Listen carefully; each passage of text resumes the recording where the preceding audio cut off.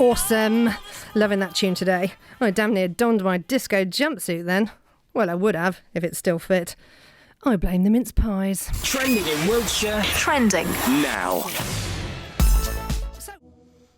Oh, beautiful track there from Ed Sheeran, Afterglow, which apparently is an ode to his new wife.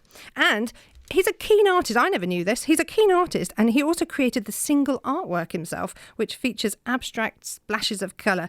And then he sold it in a charity auction. Bless him. There's some inspiration right there. That's what we're all about today. Inspiration!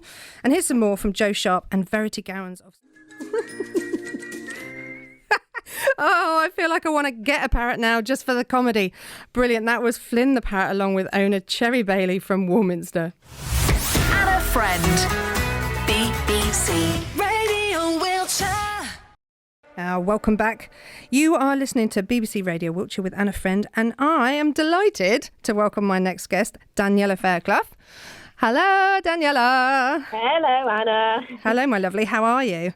I'm not too bad. I'm in isolation, but we're happy. We're living. Okay, well, listen, Daniela's been working as an actor with local theatre companies and most recently has become an associate artist with Rubber Chicken Inclusive Drama Group, who work with Down syndrome actors, creating opportunities and inspiring us for all. So Daniela, where has this drive come from to champion opportunities for actors with special needs? Good afternoon to you, or welcome back. Have you been here the whole time? Oh, marvellous. It's been a cracking first hour. I'm Anna Friend here on BBC Radio Wiltshire, and you are welcome. Anna Friend. BBC Radio Wiltshire.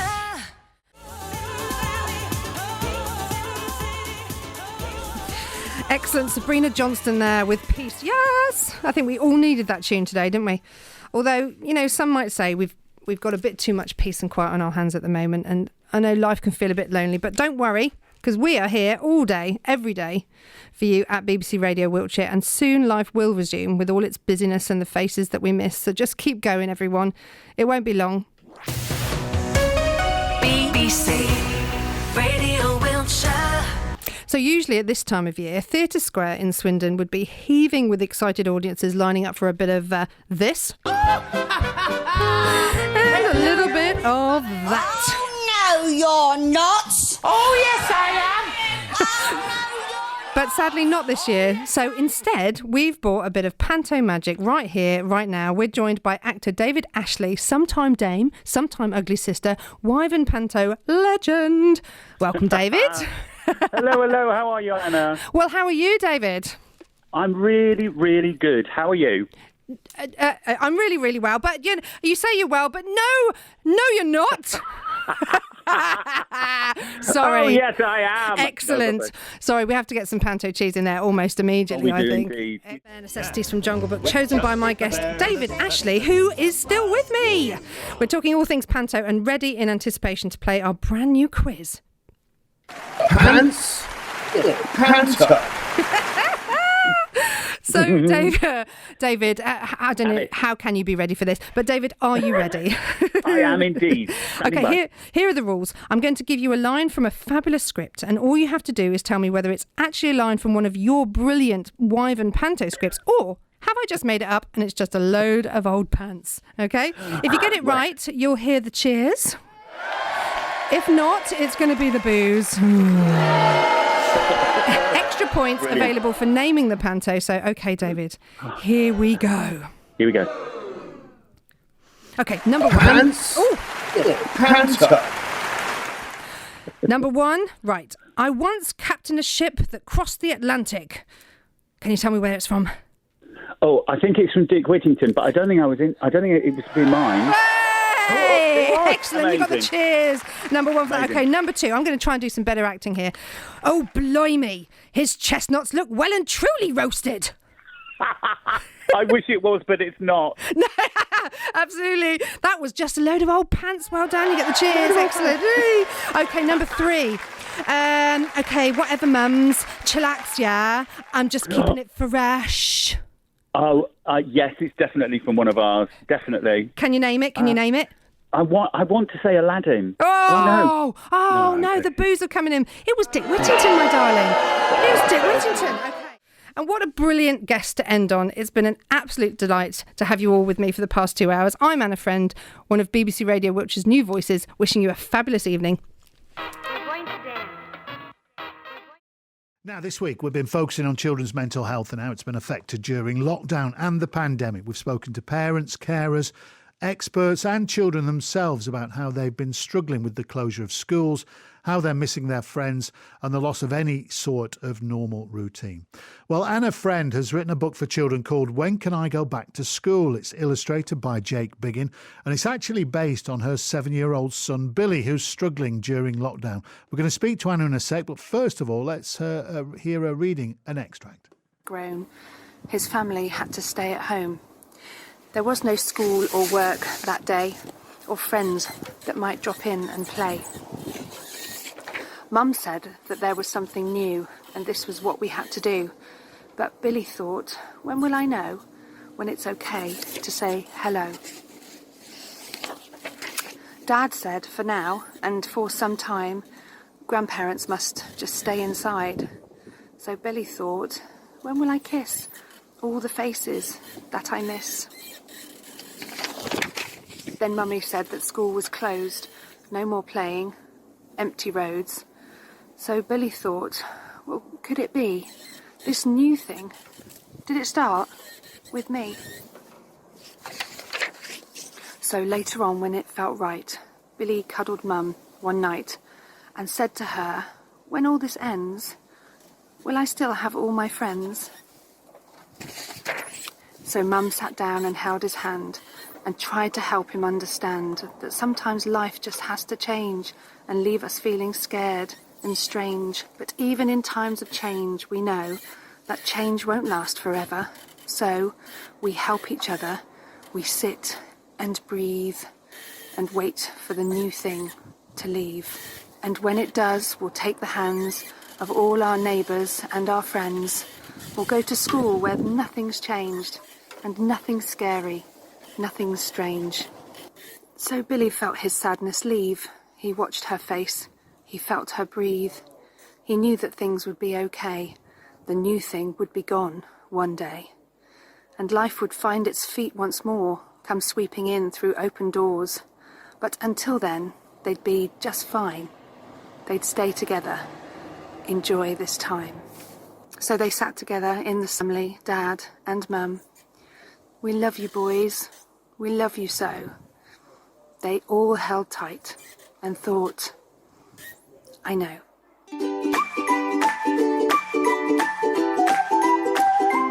Well, that was lovely. There we are. That was Anna Friend reading her book, When Can I Go Back to School? And she joins us now. Hello, Anna. Hello. Hi. So it's interesting for us, myself and Anna, who present the show. We never know who's listening, and you texted our show, and here we are chatting about this brilliant book.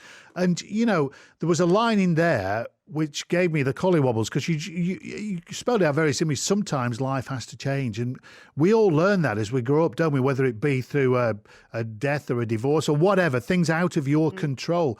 But for a child shouldn't have to accept that, because for children, certainty ought to be everything. And you know, you're trying to explain now what's sent them all cockeyed, because for a lot of children now, they can't find their feet, can they? Exactly. And I mean, my own personal experience was what really informed the book.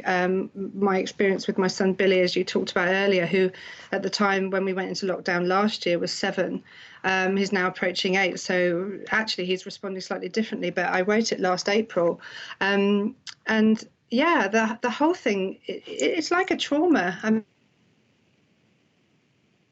Times of the last few days, but I mean, it's that idea that that very sudden and dramatic change and the mindset change that they had to undergo, particularly last year, particularly in March, but then again this year, when everything seemed like it was, you know, going back to normal, they'd return to school, and yet again we're back in the same situation.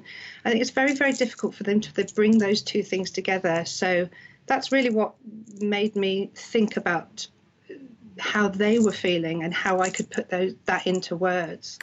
And no doubt a lot of children will be looking to their parents for all levels of reassurance. Just one thing just occurred to me there, Anna, and forgive me, everybody at home, because it's relevant, so that's why I mention it, but I do bang on about it a bit. But my mum died when I was young, right? And subsequently, and this is relevant to what we're talking about, because I've just assumed all along that all the children, once they're out of lockdown and everything, they'll be back in the playground and they'll be back to normal and life will go on and they can go to the pool and they can do all that.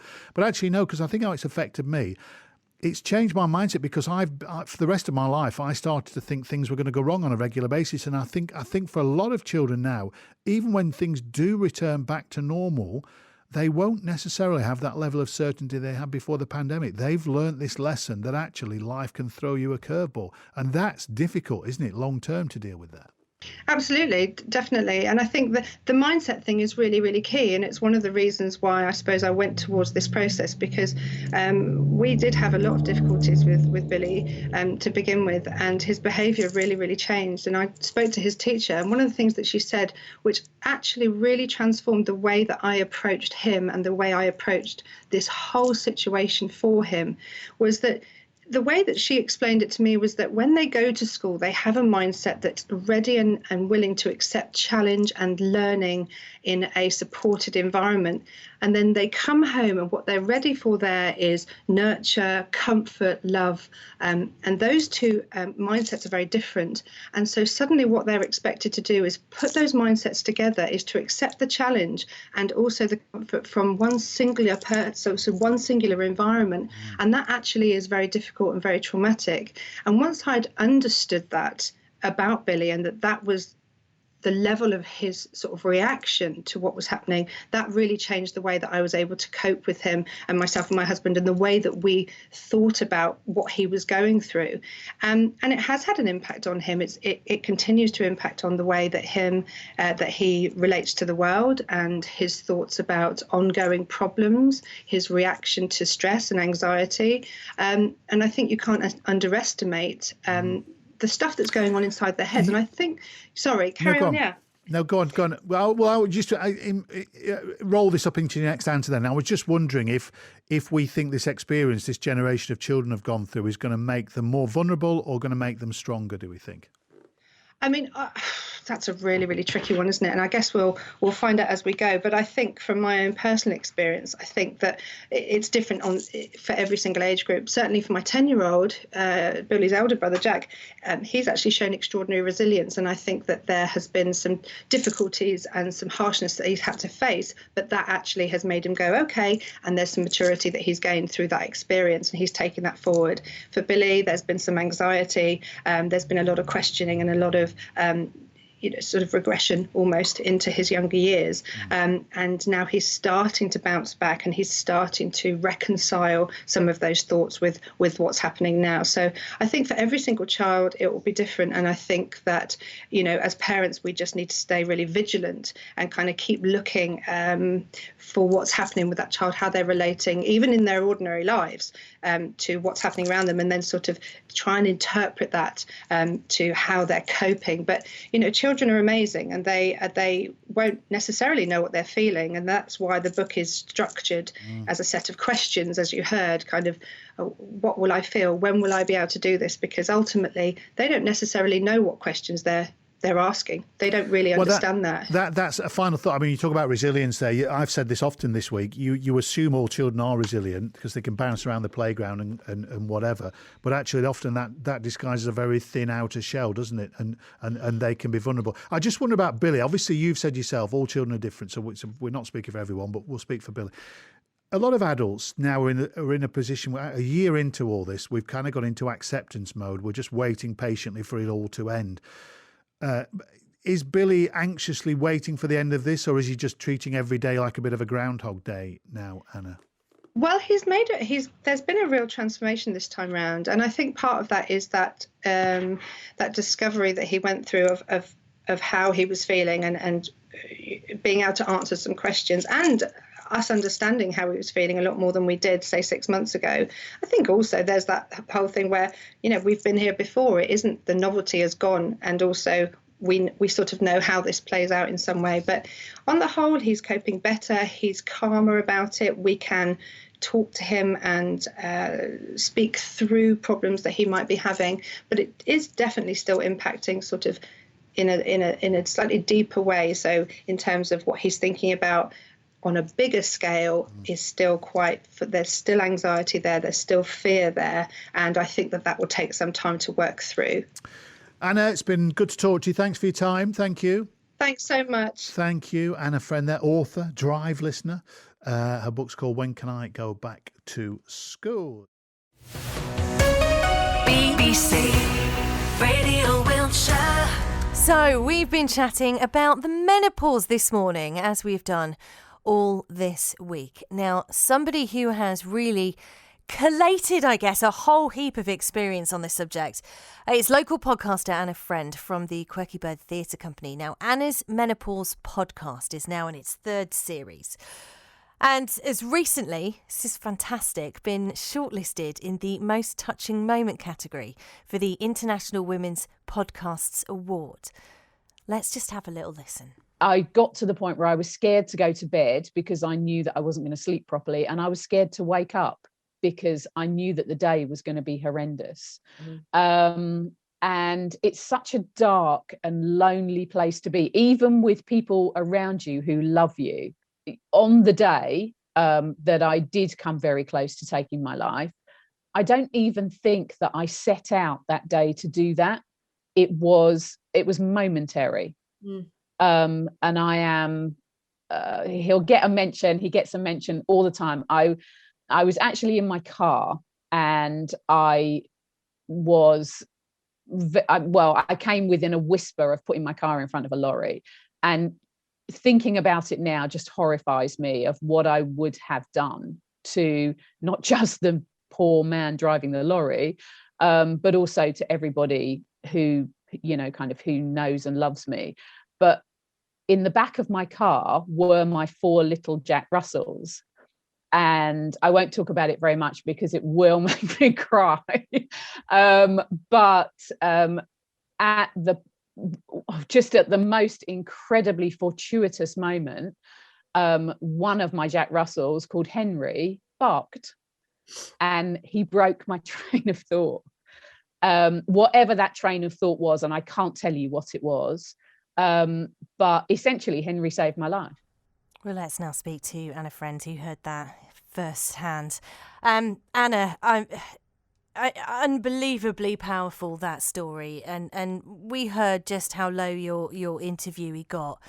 But, given the number of women you've spoken to across all the podcasts you've done, is this level of emotion more common than people might think?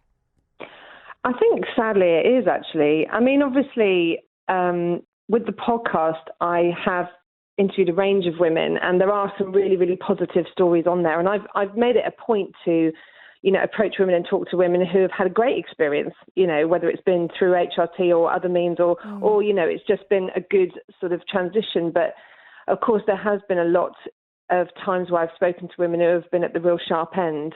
And I think it's really important to highlight that, just because I think, and certainly this was true for me, when I started the podcast, I thought it would be really nice to get together with some women, sort of chat about, I don't know, hot flashes and things that we, sort of associate with menopause, maybe bring some lightness to it, have a sort of a bit of a chuckle at ourselves and just kind of come together as a sisterhood. And of course there has been that, and there's been brilliant times, and that has happened alongside the darkness, if you like. But what I've also discovered is the places that it can take women, the hormonal changes that we undergo. We're just not prepared for what they could do to us. Not what they will, not necessarily, not for everyone. And sadly, Diane Danzebrink, who featured in that clip, who I interviewed for series 2, she's not an isolated person. I've spoken to probably 5, 6 upwards women who have attempted to take their own life during menopause. So and I think the thing that's come through it for me when I've been, because it's been a journey for me also, sort of doing the podcast and meeting all these women, and then I've spoken to men also, is that the menopause should really be seen as a well-being issue. And I think one of the biggest problems with perception of menopause at the moment is that it's seen purely as a medical, physical issue. And when people think about menopause, they think, oh, okay, so your periods stop. Okay, so you might have some hot flushes. You might, feel a bit of brain fog. And there's this kind of perception that it's just happening to your body, when actually the reality is, for most women, the hardest journey, or it's equal to the physical journey, is the mental journey. And of course, with Diane, what we heard was the real sharp end of that. Why is it, Anna, that we are not talking about this as women?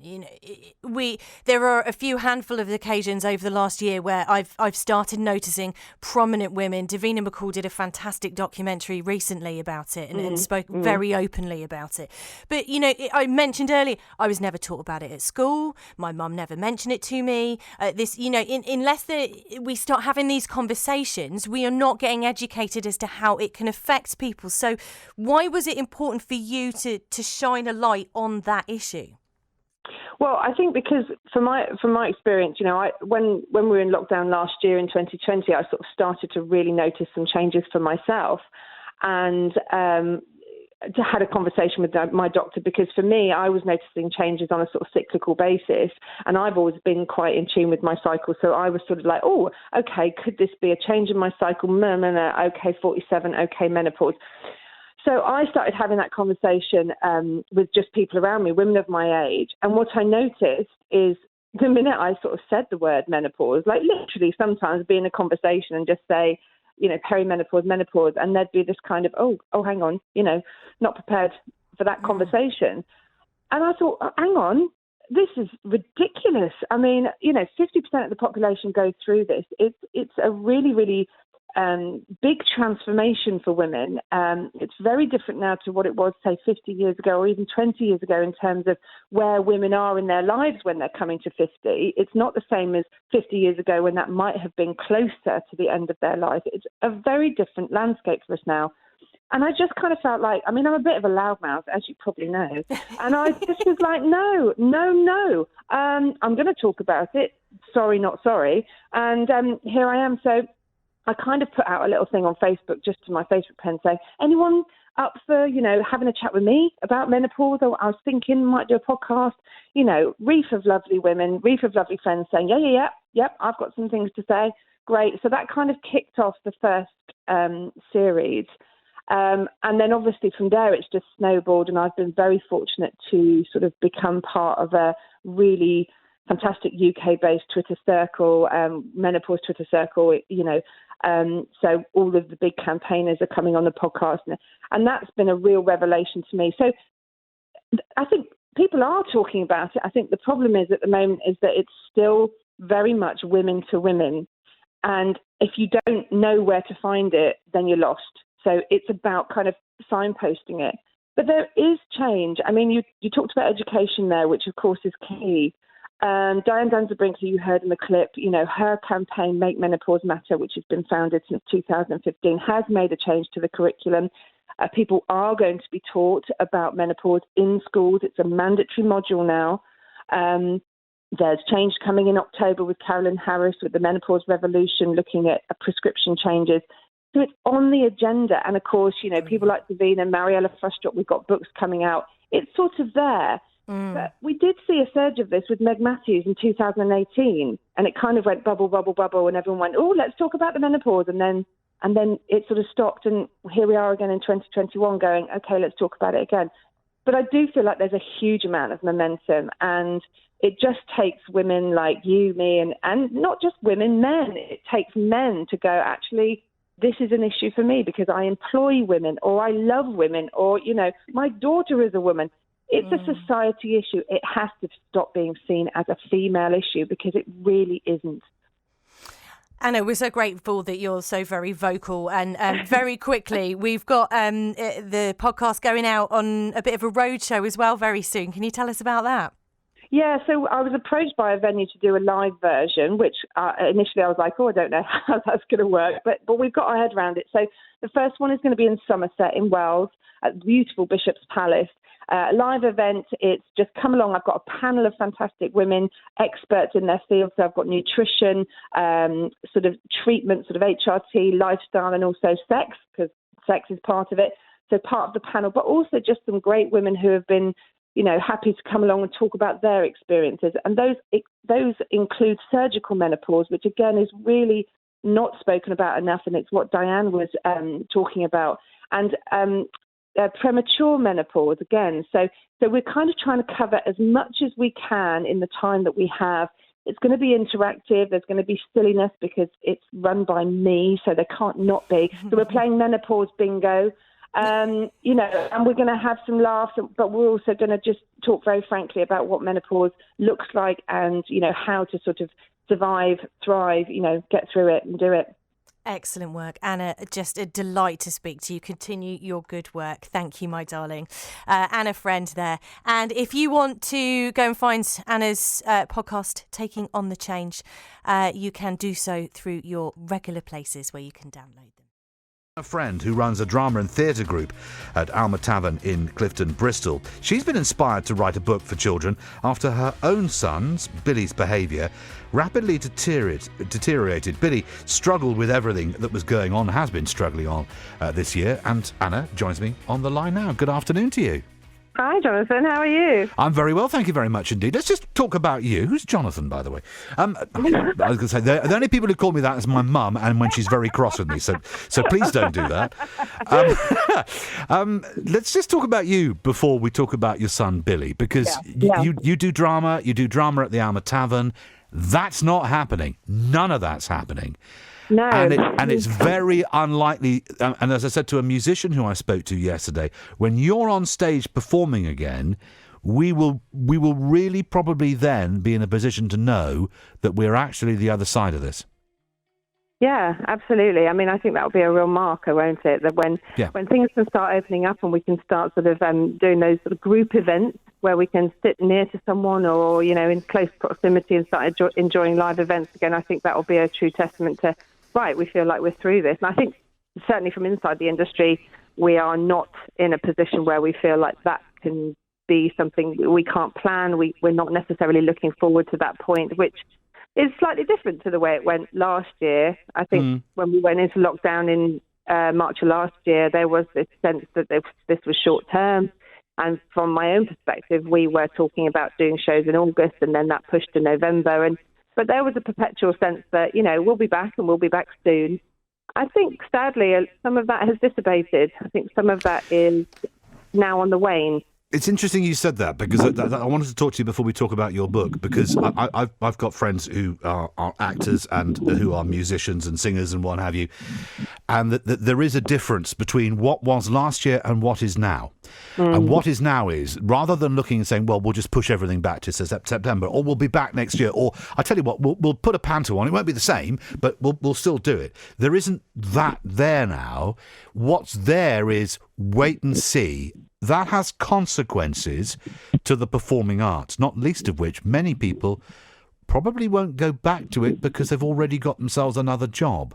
Yeah, definitely. I mean, we've all had to diversify, and I've done it in lots of different ways, and everyone will have found things that they can do. And for some people, that will be a permanent change. That will be, right, actually, this is the thing that I've now invested in, and I'm enjoying, and I'm gaining from it. I'm enjoying it, and yeah, so let this be the thing, and we'll lose people. We definitely will. But of course, we won't have done on so many levels. And when theatre can return, there's a whole band and group of people who are ready to march onwards and get on with it as soon as possible. So it will return, and when it does, I think that will be a thing of joy, honestly, really.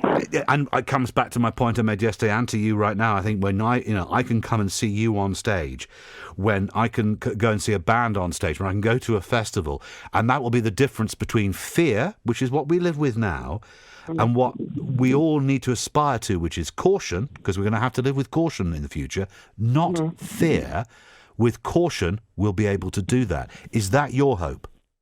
Definitely. And I think that we'll all have to sort of take baby steps forward and readjust and think about how we can do things slightly differently. It's not going to be a question of, right, theatres are open, off we go, business is normal. And I think the difference for me is that last year, where we were doing that cautious planning and we were looking at, for example, we were taking Shirley Valentine back to the Alma, and we were already looking at reduced numbers and, well, what would that mean for us, and how would we change the performance? How could we change the audience interaction, etc.?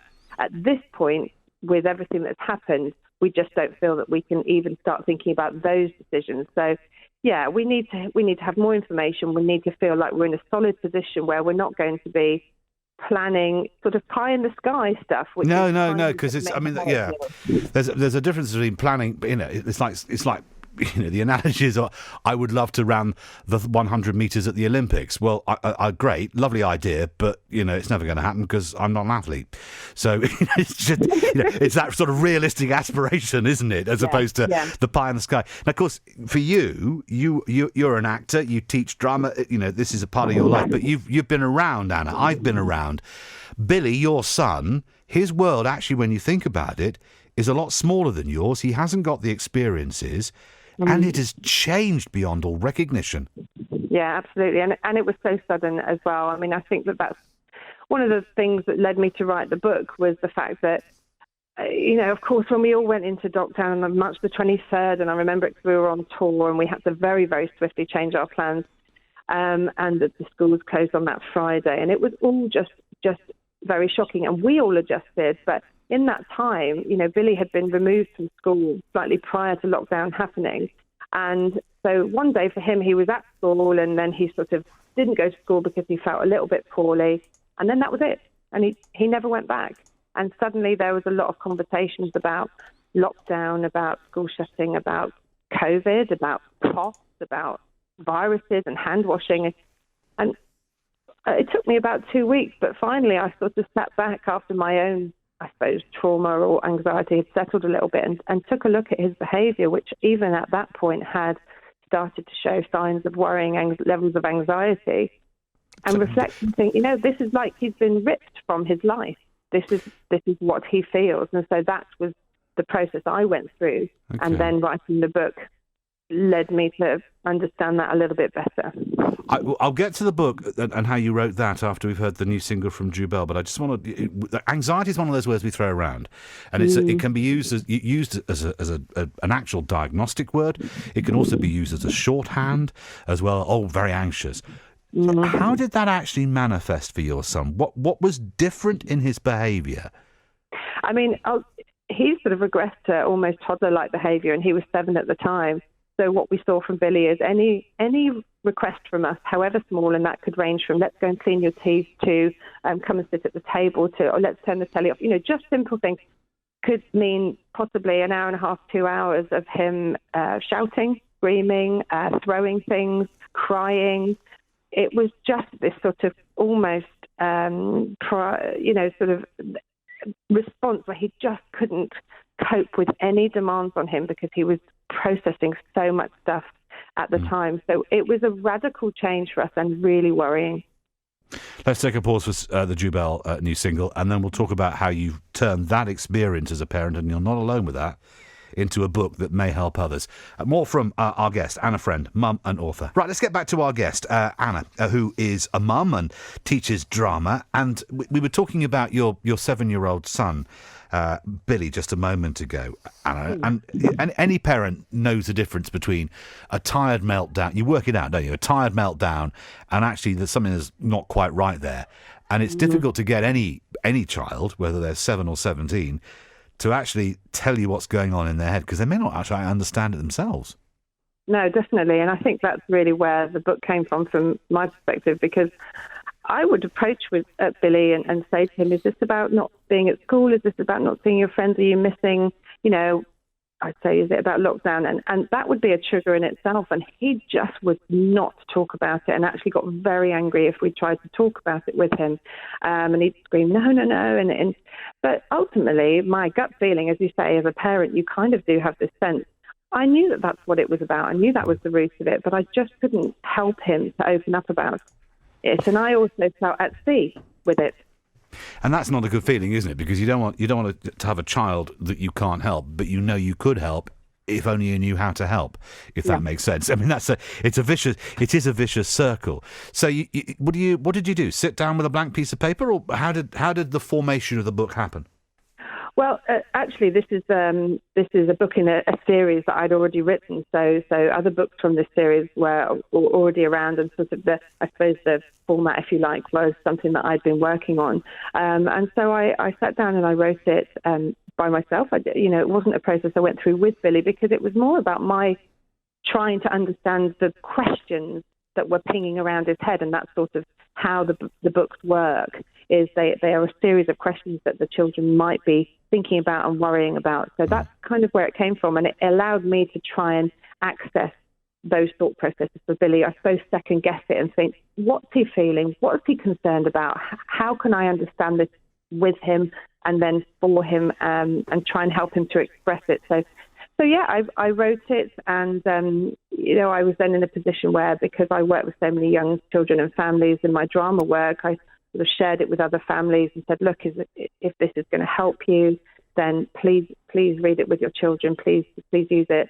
And so we've sort of been pinging around, and then obviously I read it with Billy, and he was very resistant actually at the beginning. And that's honest.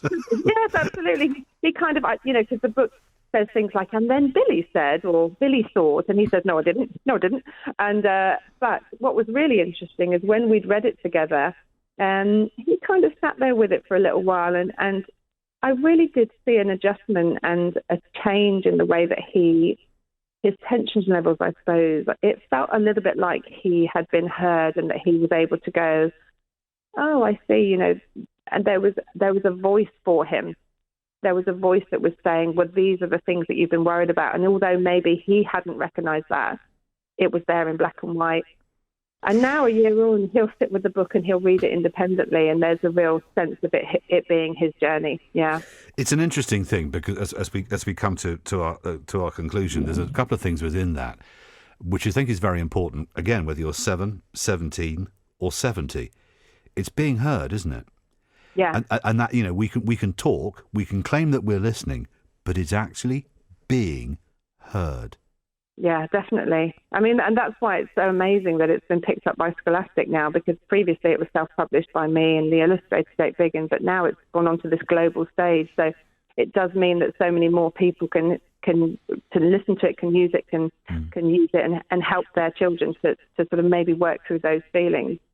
Because we're going to get the reverse of this, as I mentioned in my introduction, Anna, and you know this because you're a parent, is that, there is that very faint pencil mark of children possibly, maybe, perhaps going back on the 8th of March, to be confirmed in some shape or form next Monday, although Scotland have already gone ahead and Wales have already gone ahead with a date. Yeah. But it's not going to be everything back to normal. Wasn't that a funny 16 months? It isn't going to be like that. It's going to be different. And again, that's going to be hard for parents and teachers, everybody involved with children, when they're all wrapped up with their own stuff, to hear. Yeah, well, I mean, it's an adjustment. It will be a huge adjustment back into that life. And I think the thing about the book is also that it doesn't really mark itself to this time. It is a testament to what's happened. It is a marker, if you like. It does speak about the children's journey at this present moment.